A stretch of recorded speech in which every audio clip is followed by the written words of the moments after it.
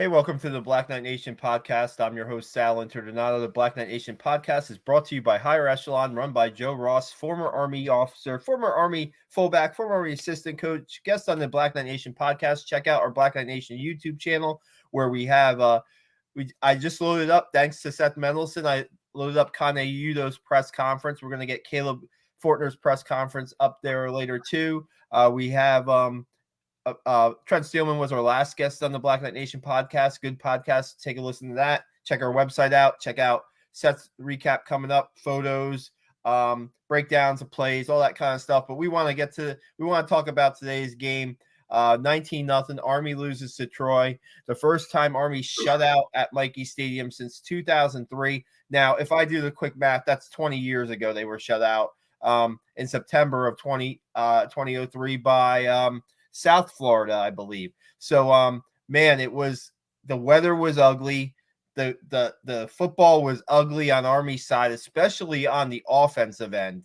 And, Troy came in. This game reminded me a little last year where it was a 10-9 game at Troy. It was a little bit low scoring. I thought the defense did all they could to keep Army in it for almost a half. They limited Troy to a couple field goals. And then that touchdown late in the half kind of hurt a little bit, but the defense hung in there. The offense was pretty much non-existent as far as, putting up points, moving the chains. I want to real quick, guys, let's welcome in Seth Mendelson and Steve Anderson. Appreciate you guys hopping on. I want to start this podcast out by going through Army's first 7 or 8 drives. Here we go. Punt. Fumble, punt, fumble, punt. 7 drives. That's your first 7 drives of the game. I mean, not good. Seth, you were at the game. Go right ahead. Okay, it was one of the toughest games I've ever been to be honest, and I've been going to Army games since the 60s. This may shock you what I'm about to say, but I don't think Troy played that great of a game offensively. They were, I think, 3. Let me look it up. They were 3 for 14 or something like that on third down conversions. They were 0 for 2 on fourth downs. But when they made the play, they made big plays. The quarterback, Gunnar Watson, threw for 21 times, 10 completions for 227 yards. 22 yards, more than 22 yards per completion. The running game, I think they had 200 and something yards running. They had 60 total plays. I think they were averaging 8 yards per play. Amazingly, when they got into the red zone or maybe the 20 to 30 yard line, they stopped. A couple of key penalties. They were penalized, I think, for 80 yards 9 times, I believe. Much more than Army was, but Army had bad penalties that ended drives or stopped or slowed down drives. This game could have been, they had 4 field goals, 5 attempts, 4 field goals. This could have been a lot worse, but Troy didn't play its best game. On the other side of the coin, this was the worst offensive performance I've seen Army produce in decades. I guess that game at Stanford was up there. I don't remember quite as bad, and I was all excited to be on the West Coast and so forth. I was there with my son, as I said. But this reminds me of the 2003 season, which was when we lost to South Florida. And shut out by South Florida. There was, besides that first drive, and it's interesting, Army's only losing 3-0, and they're driving, and then that fumble by Tyrell. Who knows what would have happened if they could have scored there, even a field goal. Who knows what could have happened, but we'll never know. After that, as you just pointed out, it was just nothing. It was nothing under Bryson Daly, and it was nothing under the what's his name? The young Champ Harris. Champ Harris, right. Who, I got to tell you something. I think you said before we went on, I felt sorry for the kid. He's a freshman. Monken in the press conference said, "Hey, a year ago, this kid was playing quarterback for St. Thomas Aquinas down in Florida, great school. But he was a high school kid, and now he's thrust into a college football game in the second quarter with the starting quarterback out." The other problem I noticed, and 2 more comments, and I'll shut up. The offensive line didn't give him any time. There was no time there. They weren't doing anything. But having said all of this, a freshman, Kanye, how do you pronounce his name? Udo? Udo, kind Udo. This kid who has a total of like 50 yards in the first 5 games of the year. He runs on 18 carries. He runs for 124 yards, including one of the most impressive runs I've ever seen, where he ran for 23 yards with, I believe, 9 or 10 of the Troy players on his back, being pushed ahead by the Army guy, with the Troy guys jumping on him, and he just kept going for 23 yards. And a penalty the next play or two, as he even said, a penalty killed that drive. It didn't get that far. They were still on their own 40-yard line or so. But an impressive thing. A kid runs for 124 yards, and there's no scores. Come on. Yeah, I'm pretty sure he's the first running back for Army this year to get 100. I think Bryson Daly got 100. I could be wrong in that, but I think that's the first running back. Steve, let's get your initial thoughts in before I go on a tangent. So, well, I mean, sloppy game overall. Appreciate the defense's effort. Anytime you can get, 4 field goals, that it means you're, you allowed a few big plays here and there, but you bucked up when you needed to. Kind of like our mentality is as a defensive player, and then kind of what we decided as a team when I played was give us 20 points and you guys and we'll win the game. That was kind of like our mentality was like we're not going to be perfect. We're going to shoot for if the offense give us 20 points, we can win the game. And I remember Trent Steelman, we just had him on the podcast.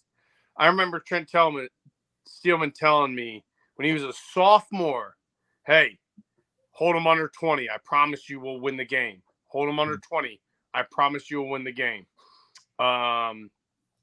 Defense did a lot today. Not all pretty, but enough where the atmosphere was in the favor of it was a home game. Just a sloppy performance overall, and really just, man, I am shocked that Troy in 2023 shut out Army in 2023. I'm shocked. I mean, I don't think that matchup. I looked at the matchup across the. If you would have told me at the beginning of the season Troy was going to shut out Army, I would have been. I would have been. I would have told you. I would have bet. I'd be poor right now. Yeah. Because I would have gone all in on that. So, I think that a lot of different things happened during the game. I love the fact that our freshman Champ Harris got a chance to get in there and get after it. Not under ideal situations, but every rep counts. True. Rep sets matter, and we just we've got to think about everything about this past week. Sal, Seth, like we got to think about we got to have the leaders of the team look at this past week and think about how tough we were under the conditions today. We got to think about how we prepped, how we prepared, and if and when a change needs to be made, because that team was not 19-0 better than the Army football team. And when you don't show up on Saturdays, that's a tough pill to swallow. And I'll be done with that. What do you think of, Steve? What do you think about the play calling, offensive play calling? I was a little. Look, I'm not a offensive guru at all. I don't have the stats. I don't have the data that shows me that, hey, when they're in this formation, let's run this.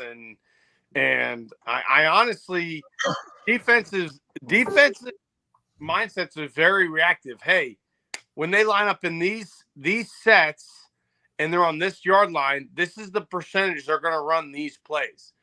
That is how my mentality works. Now, as an infantry officer and now a space operations officer, the mentality changed a little bit. Where in the military, you want to be on the offensive side all the time. You don't want to be in the defense. So it's hard for me to understand a little bit as far as I don't know what Troy's defensive sets versus our offensive sets were, and what we looked at as far as probability and when to pull, what not to pull. Like, it's always hard as a fan to know what happened in the week of practice and what they saw and what they've seen in film. I mean, those guys have, we're talking hundreds of hours that aren't even in a week of manpower that looks at this stuff.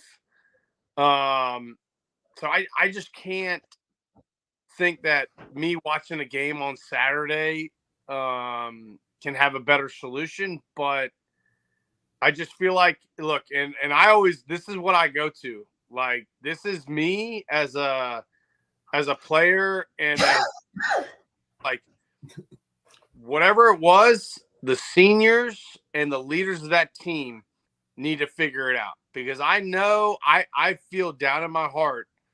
I feel like the coaches had the right plan, or I feel like the coaches had enough data to make the right decisions. That's just me, though. I've never been a coach other than, Little League soccer and Little League football. And when they don't, not on me. I called the right play. You know what I mean? It's just a joke. I'm a joke. No, I get to Steve, but I don't know. I mean, just watching the flow of this game a little bit. Well, first off, I have to be full disclosure. I was out with family today, so I was catching this game on the radio. I was catching it at the restaurant we were at. I was catching it when I got home, so I was not watching it straight through. But, some of the things are just like, I really don't know what to think. I mean, again, never coached a game. I never coached a game in my life. Been watching college football for many years, been covering it for a long time. But some of the things, first off, we might as well just say that Bryson Daly went out with a non-contact injury in the second quarter of the game. He went to plant. He was away from the ball, came up a little bit limping, and went to the med tent, I believe, twice, and was told he wasn't coming back in the rest of the game. So it was Champ Harris's game. I think it was Champ Harris's second play of the game. Udo runs 8 yards on the first play, and they have Champ Harris pass the ball on the 2nd and 2 when the running game was working good. And Champ Harris, the ball's slick. He goes to throw, he loses it. Troy falls on the fumble. I don't know. I don't know. I mean, that's just one thing for me. The Tyson Riley pass play. It's a slick ball. It's raining out, so you're going to have your H-back throw an H-back pass that comes up 5 yards short. Why are you running that play right there? Look, the H-back play is a little out there, but like you got to get Champ comfortable playing the game. Like, he's your guy now, man. Like, we don't know what's going to happen with Bailey.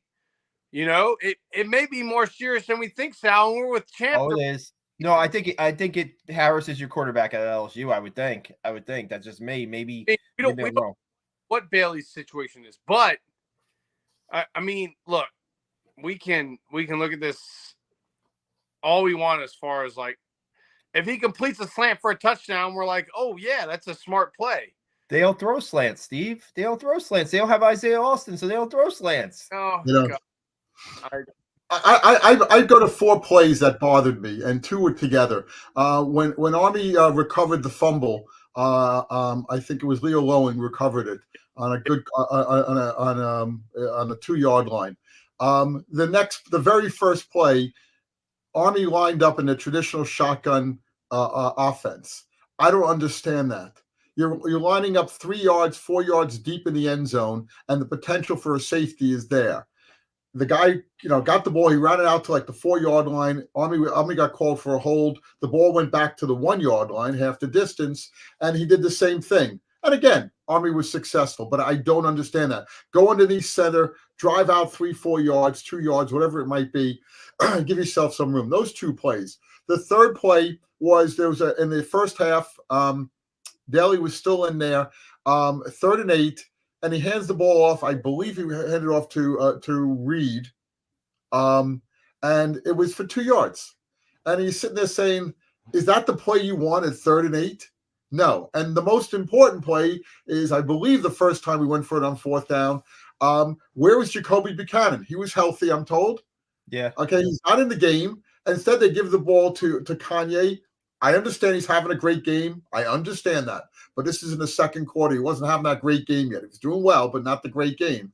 Okay, they give the ball to him, and he gets stuffed. Whereas, where was Jacoby Buchanan? He didn't play, as far as I can tell, and Sal, you follow this a lot closer than I do. He was not in the game at all. I know you weren't watching, but usually when you're watching, you know exactly.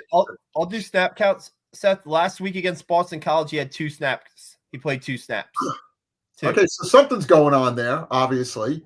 I mean, this guy was, the go-to guy when it's, third and 1 or 4th and 1 or 4th and 2 or 3rd and 2. And now he's not on the field. And I don't understand it. I don't. It's a different offense, Seth.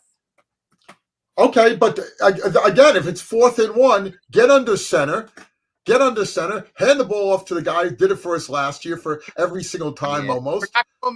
We're not going back, Seth. No, but Steve, I will say, I did see somebody on social media, a former Army football player of recent years, not in this offense, say, how do they not give the ball to 33 on a 4th and 1 play? Look, How? I'm not saying that it doesn't make sense to all the common sense, spidey senses, whatever you want to call it.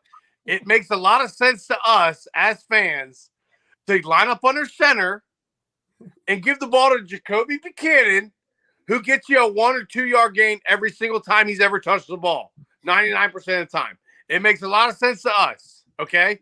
It does. And that is a fact because there's data that backs it up. There's history that backs it up. And us as fanatics just want us to get the first down on that play, right? Okay, so now we're looking at the play. The fact of the matter is that the coaching staff and where we're going is saying we're not doing that. Okay, we're not doing it. So we're just not going to do it. And regardless of how you feel about it, look, I feel a certain way about it. Okay, I don't think it's that big of a deal if we line up a center and run a punch you in the mouth play. Okay. Yeah.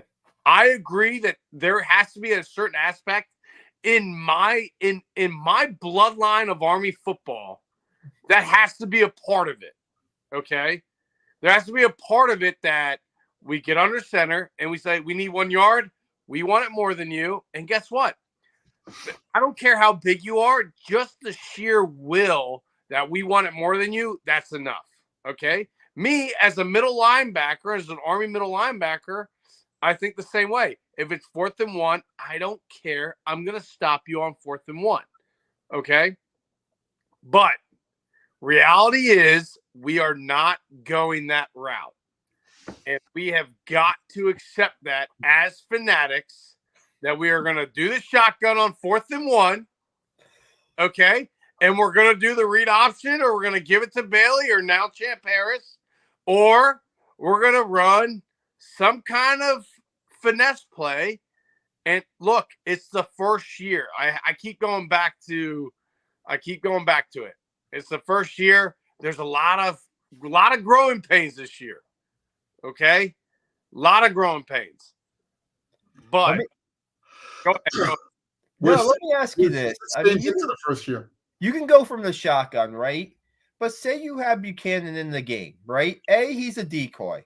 And B, you can have him push, run tight Bryson Daly behind the center and have him push him for the first down. The push tush is good. I love the Why? Why not? I love the push tush. I think 4th and 2. Everybody's doing it. 4th and 2 How is shorter. many teams line up in a shotgun and then the quarterback comes under center and they hike the ball? I mean, Army should have a play in there for this. I'm sorry, it doesn't make any sense. Yes, I'm a fan. I'm not a college football player. You are. Step this out. I am with you. I do believe there should be a play in the archives that says, hey, when we're at 4th and 1, we line up under center, we get Buchanan behind us, and I don't care who else, we get another 260-pound guy behind us, and we just will our way forward. I agree with that. Or quarterback sneak. Maybe a quarterback sneak. It doesn't have to be. That's what we're talking about. We're talking about a quarterback sneak with two 260-pound guys saying, we're stronger than everybody else, and we're going to push you forward. I agree that should be a option in the playbook.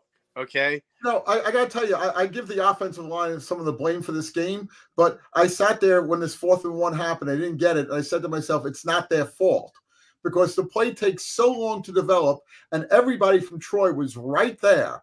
So they have to hold their blocks or push their blocks further to make up for those 4 yards that you have to get to the line. Yeah, so I don't think it's their fault. So whose fault is it? Well, we know whose fault it is. The coaching staff. I think next year or in a week or in 2 weeks, however fast we adapt to this offense, that play will hit faster. Okay. Will it hit faster than a tush push? No. But will it hit faster? Yes, eventually, once we understand and we do this more live action. And that's just how I view it. I don't think we're going back. We'll never go back for the foreseeable future as long as we're in this offense, and that's okay. We have to get reps and sets at this offense, and we'll take the good with the bad. Yeah. Hey, if you guys are watching right now, anybody watching wants to send in comments and questions, we'll post them.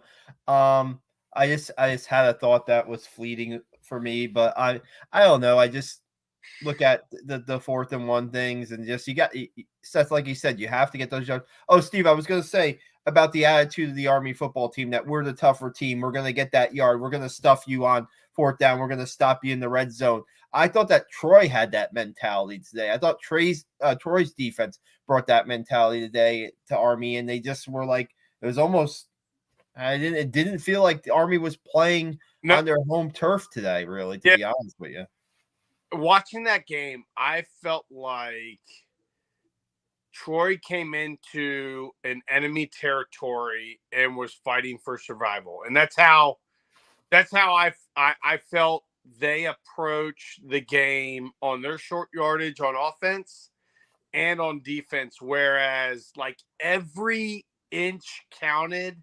It's hard to explain, but like watching the game, not being there, and Seth, you were there, but like watching the game, it felt like it meant more, or like it was more important, or I'm not saying that correctly. I feel like the intensity was higher on the Troy sideline when it was about an inch or a yard. Like feeling like they were somewhere where they didn't belong. And the only way to like feel like they were there was to, stop it defensively at least. I was super impressed by Troy's deep. They had some players, man. Like they had a lot of good players on defensive side of the ball that were all over the field. They had Solomon that was really getting after it, and Jaden McDonald was all over the place. 13 tackles. Yeah. Some people think that might be the best defense Army faces this year, and they're playing LSU next week. So I don't know. Well, Monken said that this was the best team we've played so far. But of course, with LSU. Ridiculous. The SEC West team. Okay, you can talk about all the bias you want. There's a reason why the SEC West is the best conference in football. Well, he said that. He goes, okay.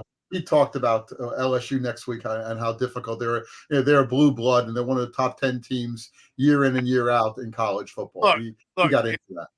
whatever. We're not going to go on a tangent here. Like they might have been the best. They might have been the best team that showed up. I mean, they shut us out. So there's no arguing that. I don't think we'll get shut out at LSU. Okay, I really don't. I think that Troy showed up as the best defense we'll face in quite some time, for sure. But they're not the best defense. They're the best. No, the first 6 games, they're definitely the best team Army has faced. They're better than Boston College. Syracuse is very average now. Syracuse stinks. Syracuse stinks. They scored 3 points today. They're terrible. 4-3. But anyway, the bottom line is that they're the best team so far. They're probably the second best team Army's going to play this year. Maybe the third best team. I just watched the Air Force game, and they beat a good Wyoming team. And they came back. Their quarterback got hurt. I don't know if you guys watched. Their quarterback got hurt. The backup comes in, fumbles the first 2 times he has the ball, led to a touchdown for Wyoming. They missed the extra point. Fumbles again. They missed a field goal, and then Air Force won. But Air Force is a top 25 team this year. They're probably the best team in the Mountain West, maybe Fresno State, those 2. But they're a decent team, and we're going to have our hands full with them. Hey, Air Force's defense is that they are playing as a unit, and they are big and fast. Yeah, they're a good team. And that quarterback is good. I mean, he got hurt, and I don't know how hurt he is. He walked off the field, but he didn't come back. So we'll see. That's your Air Force update and Mountain West update. We could use a sponsor for that spot of the podcast if you're out there listening. I don't know. With Troy, I just wanted to mention that Troy's defensive coordinator Greg Gasparotto spent a year at West Point as an assistant, and their defensive line coach Eric McDaniel also spent a year at West Point. They're going up against a new the gun option offensive Army, so it's not like Army was running triple option in this game, and they knew some of the players at least probably in their skills and stuff. Did that help? I don't know. I just think, like we said, I just think Troy's defense made plays. Seth, I want to ask you, because I didn't get a chance to watch it, what was Coach Monken's thoughts after this game? Can you sum it up like maybe an opening statement and that kind of stuff? Well, he always gives an opening statement, and I was impressed with the fact how real he has been all year with this. He said, we stunk it up. We stunk it up. He went through the offense and all the problems there, the fumble, the penalties, the missed assignments. He talked about it on halftime on the radio show and talked about it again after the game. He talked about the defense, and he was happy that they were really, they were bending, but they didn't break, in almost every case except for the one missed assignment for the touchdown, which it was late in the first half. He was impressed with that. He talked about the performance of Udo. He talked about Champ Harris getting thrown in there. But I think he was upset. I think he was concerned about what's going on. He says the team is not quitting. I didn't see any quit in the team. I didn't. They played to the very end. They did. They tried to come back. But he said that. So, I mean, he said all the right things. He didn't take the blame this time. Last time he said it was a coach's fault. He didn't say that this time. The players, there were too many inopportune penalties.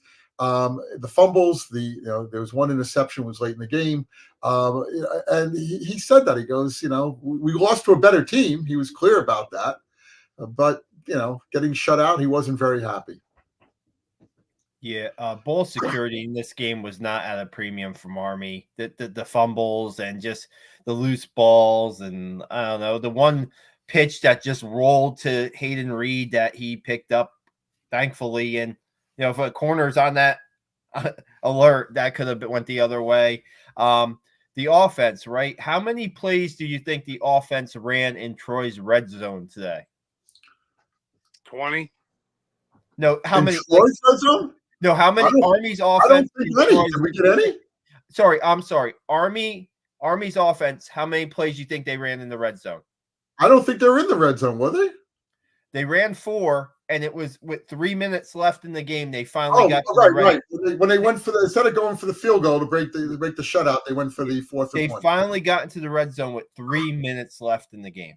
I mean, if that doesn't sum up everything today, I don't know what else does. Pretty much as far as the offensive end, I mean, I mean, a little too late. I mean, they had some nice plays where they picked their longest play of the game was that 23-yard run by Udo. That was it. 120-yard play or more today. One. Can't win football games with No, that. You look, can't. it was a very What about the pass late in the game? How long was that? That one pass 18, late? 18. 18 yards, right? Okay. yeah. I But mean, that was late in the game. They're going against a prevent defense. Of course, they're going to find somebody open. which Go ahead, is Steve.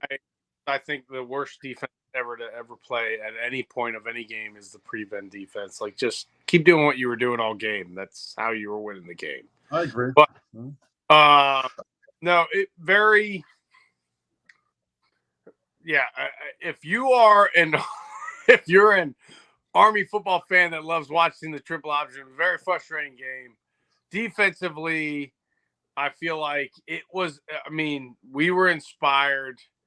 We were very keyed in. Yeah, but, as you guys mentioned, we had the one miscue, which led to a touchdown. But I mean, I feel like that defense.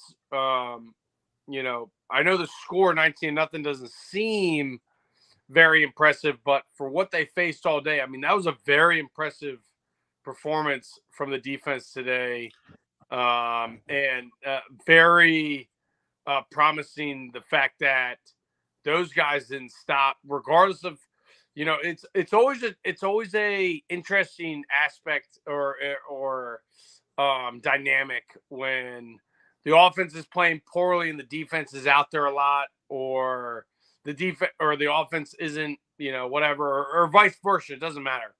But that defense was like, hey, we're going to keep fighting and getting the offensive ball back. And it just, I do like the fact that, I'll tell you what, Lohan, that guy gets more fun to watch every single week. He's a great ball player, and I enjoy watching him from that spot. Leo was banged up last week too. I don't know how healthy he was playing in this game. He was banged up last week, so he's not a guy who's going to miss many plays. Definitely doesn't miss many games. And that's him and Jimmy Charlo have really, the leadership is definitely there on the defensive side of the ball.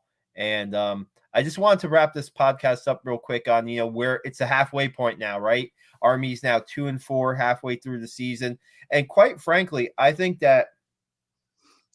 I don't know how to put this into the proper perspective here, but their play is, you are what your record says you are, right? But I mean, the way they played in games and they've hung around, they could have a couple more wins. Sure, they could have more wins. I think they played better than I thought they were going to play this year. Defense has been pretty good for the most part, with the exception of maybe the Syracuse game. The offense has had its moments. Has low points too, but I don't know. I think that is this a 2-4 team on paper, and that's what the record says. But second half, I asked Monken how it was, his feelings on the first half of the season being 2-4, and he was pretty candid, and he said, we're a 2-4 team. We're playing like a 2-4 team. We're playing like a team that's losing. We're making a lot of mistakes. Sal, you're at the press conferences with me most of the time, and he sits there and talks about the mistakes they're making. In every game besides Delaware State, even when the game they beat UTSA. He talks, we have improvements to make. The improvements aren't coming now. They don't seem to be. They seem to be improving Delaware State to UTSA, and then the first half against Syracuse, and then it fell apart second half Syracuse, and into the BC game. And this one, they seem to go backwards, especially on offense. Steve, to your point about the defense, they took Troy took possession of the ball on average. I think they were on the 40 to 45 yard line. Army took possession of the ball like on the 22-yard line or something on average. It makes a big difference. So they had a short field to work with. Yeah. No, you talk about your record is how you are, and I think as an fan, if you asked anybody who watches the Army team this year, how how they feel about being 2-4. I think they would tell you that we deserve to be 2-4 with how we've shown up and played over the past 2 months. So it's not like we've battled for 2-4, which is promising, right? Like you don't feel like we've had to like scratch and claw to be 2-4. We've given a couple games away as far as what we think we should have been performing at. Like I said earlier, like if anybody would have said Troy's going to shut us out, regardless of how many points they put up, we would have been like, you're crazy. Like, I'll take that bet all day, like double down, go. So I think Coach Monken just, we are a 2-4 team because that's what we've shown up as for the past 2 months. I think he's disappointed. It is disappointing because we could easily be 4-2 right now, Seth. I agree. We could be 4-2, but we're not. And like I said about the accountability factor of the seniors have a tough job right now. Okay. And the leaders of this team have a tough job going into the turn. Like, hey, like this is the last shot we've got. Okay. How do we want to be remembered? How do we want to end this year? Because guess what? Seniors, and you never know when your last play is. What do we want these next 6 games to look like? Yeah. And if we don't do what's necessary to reach ourselves to victory each and every week, it's going to be a long end of the season. Okay? Nobody likes being 2-10. Okay? Nobody likes being 2-10. And, I'm not saying that it's likely, but it's a real possibility if we go out there and throw the ball away like we did today. If the Army doesn't keep control of the ball, there's, you might as well just, chalk it up. It's the game I worry about. I think Massachusetts we're going to beat. I think Army's better than them. They seem to be a really terrible team. I said this before on a podcast a couple of weeks ago. I remain worried about Holy Cross. They're not a bad Division I AA school. I don't want to look too far ahead. I know, but I'm just telling you, we were halfway through the season. I'll give you a little insight. UMass got Don Brown back, and Don Brown, my older brother played for him at UMass. Don Brown led them to a national championship chance, and I know they don't have the players this year.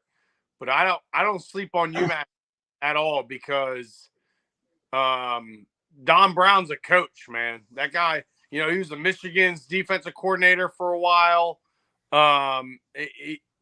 So the fact of the matter remains is the accountability piece of how the seniors take this loss and how we approach practice and what kind of mentality we're going to have the rest of the year will determine how the rest of this year ends up. Okay. It's not going to be, the coaches can't will the team to finish strong. They can't. So I put the onus on the team captains because they've got a lot of work. They've got not just an emotional and mental aspect of how they're going to approach the second part. Because hey, 2-4 is rough. Okay, it's threatening, threatening a bowl eligibility, right? Like that's looking rough right now. You're seeing how Air Force is playing right now, so it's threatening the CIC. There's a lot of outside factors right now that can attack this team and prevent them from focusing week to week where, we could go down the dark hole real quick. So I put a lot of onus in. Of course, it goes to the coaching staff because they're the ones that steer the ship. But the seniors have to keep us focused, and the informal leaders have to keep us focused on where we're going to go from here. Yeah, I'd just say one thing real quick about improvements. If you're at the middle, you're halfway point in the season, and you should be hitting on all cylinders by the halfway point of your season. You shouldn't have to be worried about fundamentals like ball security. You shouldn't have to be worried about blocking from your offensive line or missed blown coverage and stuff like that. Improvements. I mean, yeah. You do want to get better as the season progresses. Maybe Steve can talk about this a little bit, but you should be close to where you want to be by midseason, and they're not. They are not. Like you say, Seth, some places they're regressing, So it's a look at the thing is there's no bye week. You got LSU in a week in Death Valley, and it doesn't get any easier. So, like you say, Steve, you could do two things here. You can strap on the helmet and get after that practice and make mentally be there, or you can, or like you said, it could be a long next 6 games. And this is not like this is the best team they'll face this coming up this week, and it's not I remember a pretty motivating I remember a pretty motivating thing when I was part of 2, 3, and 9 seasons as a freshman and sophomore. Our junior year team was probably the most capable, but not understanding of winning yet. And then our senior year, we obviously, did well. But I remember someone saying, I'm not going to say the name, but it was like, hey, we don't get better draft picks the worse we do. Okay. Like there's no point of there's no, it doesn't matter if we go, 2-10 or, 6-4 or 6-6. Like we got to play every game like it's our last, because one, life gets real quick for these seniors. Okay. They're going to graduate. They're going to do what they need to do. And then they're going to go, the world's crazy. Okay. There's a lot of things going on. And I know we don't bring that up a lot, but it's pretty real right now from last weekend, what was going on. So, we've got to narrow it in and make this our last effort as an Army football team to put it on out there. And those seniors should be preaching that. Like, hey, this is what we got to do. And if they're not, it's going to be a 2-10 season. Ouch. It will be. Ouch. Yeah, I mean, this is the week. Yeah, this is the week, right? I mean, coming up, you got LSU. It's a ranked team. Chance to put out. Seth, look at last week, right? Look at this week. And now look at where we're going forward. Okay? Like there can be a bad trend going to where now it's like, it's going to take the seniors and it's going to take accountability. And if it's not there, it's going to get ugly. It will. Yeah, it's 3 in a row now, losses for the Black Knights after 19-0 against Troy.